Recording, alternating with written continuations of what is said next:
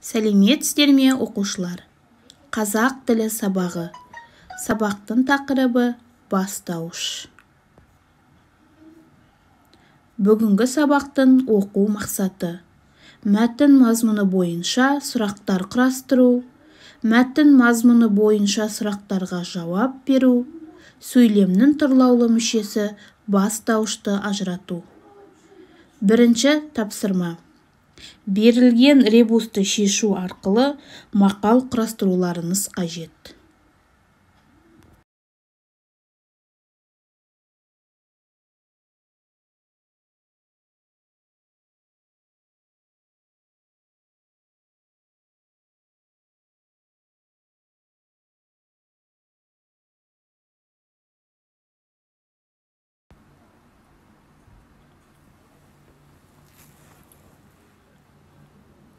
Тексерейік. Өнерлі өрге жүзеді. Мақалдағы сөздерге сұрақ қояйық. Өнерлі өрге не істейді? Өнерлі өрге жүзеді. Кім өрге жүзеді? Өнерлі өрге жүзеді. Өнерлі қайда жүзеді? Өнерлі өрге жүзеді. Жарайсыңдар, балалар.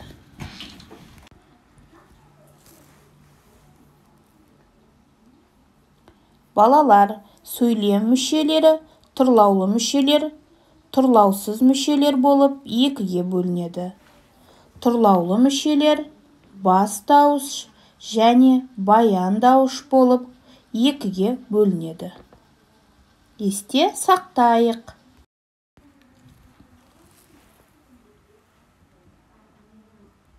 Балалар, берілген мәтінді оқыңдар.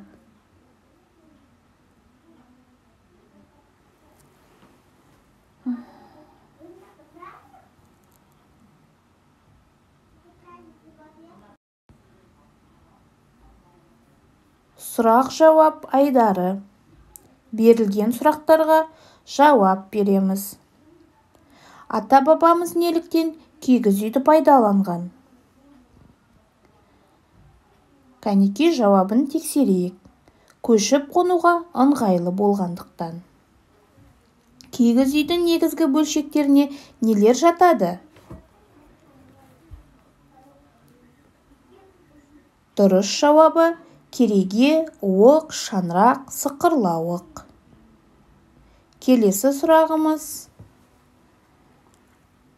кереге неден жасалады?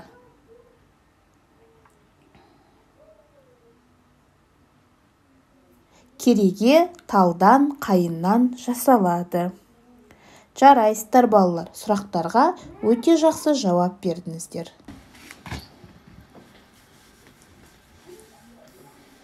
Кигіз үй мәтіні бойынша тапсырма.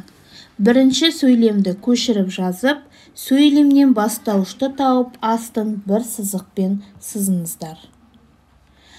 Балалар, оқулықтағы 99-шы бетті ашып, 6-шы жаттығуды орындандар. Сөйлемдерді көшіріп жазыңдар. Қарамен жазылған сөздердің астын сызып, оларға сұрақ қойыңдар. Бұл сөздер қимыл иесі болып тұрғанын дәлелдеңіздер.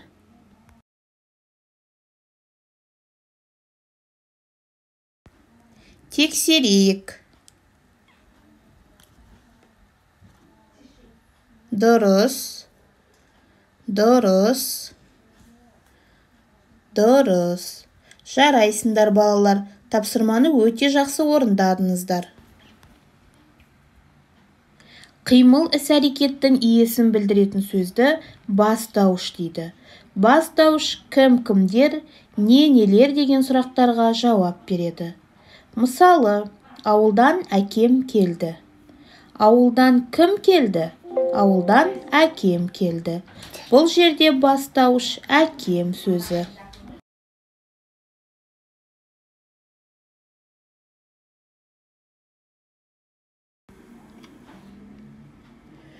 Үйге берілетін оқу тапсырмасы.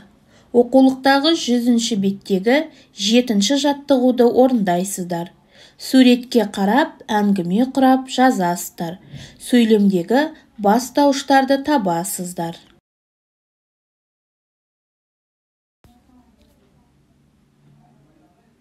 Бүгінгі сабақтан сөйлемнің тұрлаулы мүшесі бастауыш болатынын білдіңіздер. Бастауыштың сұрақтарын қоя білдіңіздер. Сөйлемнен бастауышты таба алдыңыздар. Бүгінгі сабақ осымен аяқталды. Сау болыңыздар.